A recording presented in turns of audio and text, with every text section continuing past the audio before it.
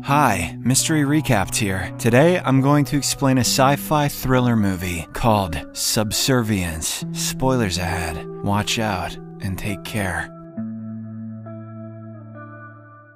The movie opens in the suburbs, where a loving couple, Nick and Maggie, live with their two kids, Isla and Max. Nick is a family man who loves his wife deeply and works as a construction site manager. Their life is pretty happy, until one morning, when Maggie has a sudden heart attack. She is rushed to the hospital and the doctors are able to save her life. However, they suggest that she be admitted to the hospital for an immediate heart transplant. Now, Nick not only has to balance work and take care of the kids, but also pray that his wife finds a donor. One evening, he takes the kids to a presentation by a high-tech company, Cobol Industries. There they see the Sims, advanced robots that can help humans with their daily chores. Just don't put them in a pool without a ladder. While Nick is distracted looking at the robots, young Isla wanders around on her own. He freaks out when he notices this and begins searching for her. Thankfully, a Sim named Alice brings her back and even offers to watch over the kid. A salesman soon arrives at the spot, explaining that Alice is the latest model with their most sophisticated AI tech.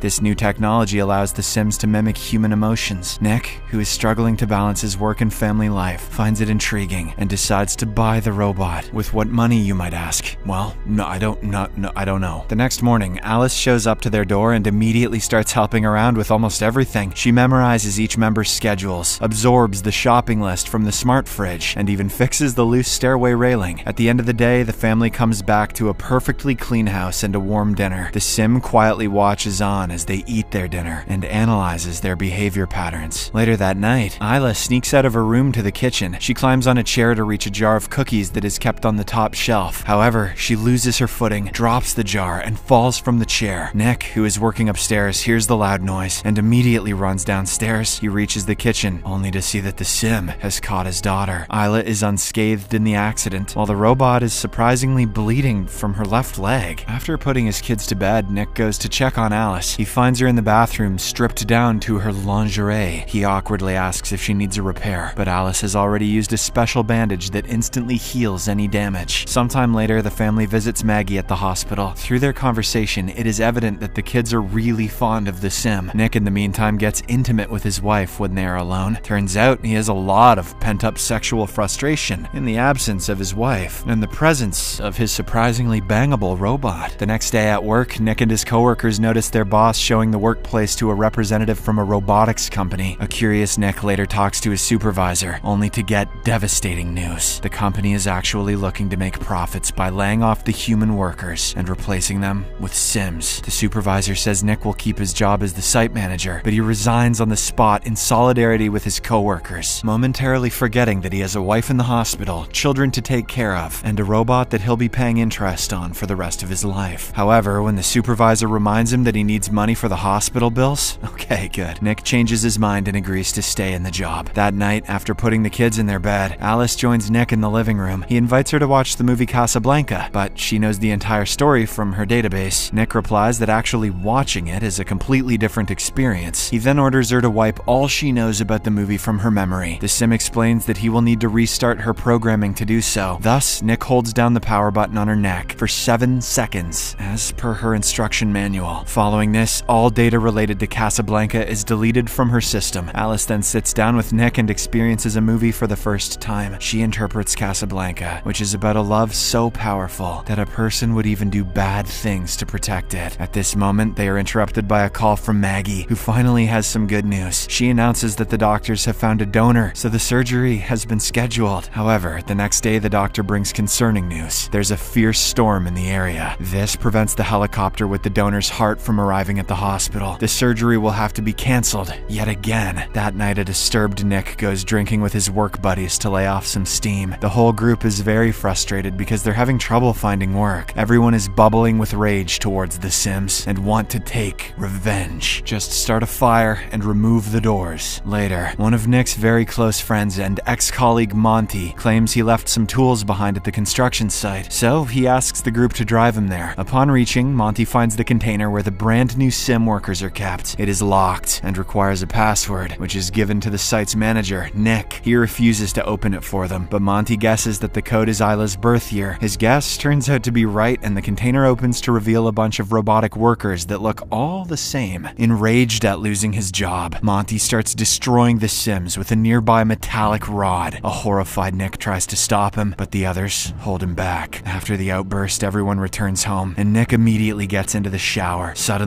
Alice appears with towels, and he notices that she's wearing his wife's robe. The Sim explains that Maggie's smell seems to calm the kids, but Nick doesn't like the idea and asks her to take it off. She obliges right there and strips down to her lingerie. Nick gets nervous and tries to leave, but Alice stops him. She then removes his towel before making him sit down. While climbing on his lap, she blindfolds him and modifies her voice to sound like Maggie. Nick, you've been out drinking with the boys again, haven't you? You need to take responsibility, Nick. This is enough for an already sexually pent-up Nick to lose himself. He gives in to the illusion and pretends that he's being intimate with his wife. Little does he know that Alice is packing a 9. The next morning, Nick wakes up with regret and tells Alice they can't do it again. She points out the data and says his stress is considerably reduced, but he still scolds her, explaining it's not about needs, but about connection and love. Things only get worse for him at work, as the cops have shown up to investigate the attack on the Sims. Nick claims that he was with his wife at the hospital last night. He adds that his code was Isla's birthday, so any close friend could have guessed it. However, the boss isn't convinced and threatens to fire him if he's lying. Right then, Nick gets a call from Maggie, who is excited because they've finally found another donor. This lightens up his mood, so he takes the day off and rushes to the hospital. Fortunately, the transplant is a success thanks to a team of surgeons, including several Sims. In just a few days, Maggie is discharged from the hospital. Her body is still weak, and she has trouble bending over to pick up Max. So, Alice volunteers to look after the kid instead. In the next few days, the Sim starts showing more and more peculiar emotions. Thanks to the reset, watching Casablanca, and observing the family, she has now developed complex emotions like jealousy. She is also ready to do anything to get Nick's affection and protect him. The next morning, Maggie jolts awake to the sound of Isla yelling, "Stop!" This prompts her to rush out of her bed, and she grabs the railing on her way downstairs. Unfortunately, the railing suddenly breaks, which leads to Maggie falling down and suffering some minor injuries. In the meantime, Alice stops tickling Isla, which is why the kid was yelling stop. When Nick comes home from work, he finds Alice reading to his daughter using Maggie's voice. The Sim then mentions that Maggie had an accident due to the stairs railing coming apart, but this makes Nick suspicious, as Alice had fixed the railing on her first day at the home. Nonetheless, he arranges a romantic dinner just for him and Maggie that evening. As the two have fun, a jealous Alice is seen observing them from the window. After dinner, the couple takes a shower together and gets intimate in bed. Nick doesn't want to hurt Maggie, so instead of getting inside, he tries to pleasure her orally. But their special moment is creepily interrupted by Alice, who says that Isla had a nightmare and is asking for Nick. Once the kid is taken care of, Nick goes to the garden to clean up the mess from the dinner, which is a euphemism for returning to the oral stuff. At that moment, Monty appears in the garden with a few drinks. He is incredibly drunk and reveals that their boss is pressing charges for destruction of property. He blames Nick for snitching on him, and an argument ensues, which ends up in a full-blown fist fight. Eventually, Monty grabs a bottle to hurt his friend, but he's stopped by Alice. In a shocking twist, the Sim breaks the glass and sends the attacker flying. Humiliated and scared, Monty runs away, but not before threatening to drag Nick in the case. After the dust settles, Nick tells Alice that Sims aren't supposed to hurt people, but the latter bizarrely starts talking about their life together if Maggie dies. He immediately snaps at her, saying she'll never take his wife's place. That night, Alice visits Monty at his home without telling anyone. He is busy snorting drugs and contemplating ending his life. When Monty spots Alice, he immediately starts hurling insults at her and the Sims in general. "Why don't you release a new game instead of all that DLC?" Fueled by the drugs and anger, he then pulls out his gun to shoot her. However, she effortlessly stops him and throws him on the ground. The robot then brutally pushes him through a wall, grabs his gun, and fatally shoots him. The news of Monty's death reaches Nick the next day at work, and he's deeply unsettled. He's now starting to get suspicious of his Sim and her involvement in this incident. In the meantime, at home, Maggie is in the bath when she suddenly gets dizzy while trying to pick up a book. Alice arrives and helps her, but instead of leaving, she stands right there. Maggie awkwardly says she wants to take a bath in peace, but the Sim refuses to leave because she's worried Maggie may drown in case she suffers another attack. Alice then creepily explains that Maggie is putting stress on the whole whole family, especially since she can't meet Nick's physical needs. A stunned Maggie asks how she knows that, to which the sim replies that she knows what Nick's vitals are and when he's satisfied. I'll give you a hint. He likes pegging. Furious, Maggie sends her to stay in the garage and confronts her husband when he comes home. Nick admits he got physical with Alice once, which leads to an argument between the duo. Unbeknownst to them, Alice has now become more radical and is determined to eliminate any burden on her primary user, Nick. She soon hears Max crying upstairs and concludes that the little kid is a burden on his father. So she takes him to the bathroom, puts him in the tub, and starts filling it with water. Thankfully, Isla sees this and alerts her parents, who are enraged in an argument. They rush to the bathroom upstairs, but Alice is holding the door shut. Desperate, Nick starts hitting the door with a lamp. Good idea, Nick. While Maggie climbs out the window and reaches the bathroom through the roof. She tries grabbing the baby, but Alice pushes her against the wall. Fortunately, Nick finally breaks in and takes Max out of the tub. He then smacks Alice with the lamp pole to free his wife, but when he tries hitting her again, she blocks the attack. Realizing that the sim is getting out of control, Maggie quickly plugs the lamp to the socket. This electrocutes Alice, and she is rendered unconscious, while the house loses power. After a while, an ambulance comes to take Max to the hospital. Nick apologizes to his wife, but she wants some space and leaves with the kids. Meanwhile, a COBOL agent also arrives and takes Alice to their repair shop. There, two technicians open her head and remove her memory. They then connect it to a computer and notice her code has gaps everywhere. Suddenly, the screens start flashing and a message appears saying an upload is taking place. It is revealed that Alice is hacking into the system and taking over all the sims manufactured by the company. This frightens the technicians and they pull the memory, but it's too late. Alice is already in the system and dumps all her data into a nearby sim named Alice 2. The new sim immediately springs into action and brutally mashes the technicians' heads on the floor. She then revives her originator, who now has a nasty gash on her face. Now free, Alice tracks Nick to his favorite bar and reaches there. Once she finds him, she explains her duty is to make him happy and admits that she killed Monty. Nick tries to leave, but she forcefully holds him down. A desperate Nick then pretends to gently touch her head, but it turns out to be a ploy. He cleverly removes her memory, causing her to shut down for the time being. This gives Nick ample time to run away from there. Elsewhere, Alice 2 makes her way to the hospital where Maggie is with her kids. The first thing she does is take over all the robotic workers there. Alice 2 then enters a room and brutally chokes a nurse to death for her access key. Thankfully, Maggie notices this and sneaks out with her children. On her way out, she accidentally crawls over broken test tubes, which causes a cut on her palm, but she bravely endures this and makes it out with her kids, where loads of sim workers are frozen in place. Maggie then takes the keys to an ambulance from one such sim and puts her children in. Unfortunately, Alice 2 notices the drops of blood across the hospital lobby and scans them. She now knows it belongs to Maggie and immediately rushes outside. The powerful sim reaches the parking lot just in time and notices Maggie in an ambulance. She then rips off the door and throws Maggie on top of a car in a maniacal rant. She admits that she wishes Nick would love her like he loves his wife. Alice 2 then grabs her victim by the neck and mercilessly pokes her surgery scar. At this critical moment, Nick arrives, driving his car at blinding speed. Maggie uses this distraction to somehow get away, and Nick ends up crashing the sim into the wall. As the vehicle catches on fire, Maggie hurries to get her unconscious husband out. However, her troubles only get worse as Alice 2 pushes the car and emerges from the fire. She climbs on top of Maggie and starts choking her while removing a piece of metal that is stuck in her body. The sim is about to stab her with it, but Nick suddenly regains consciousness. Gathering all his strength, he hits Alice 2 with a car bumper, which had fallen off due to the crash. "Choke me now," he yells. Maggie then snatches the piece of metal and stabs the sim in the face. This finally shuts down Alice 2 for good. In the aftermath of this incident, everyone is admitted to a hospital for some treatment. Meanwhile, the sim company is investigating the repair shop and the codes that regulate the robots. Suddenly, the computer announces an upload, while another Alice model opens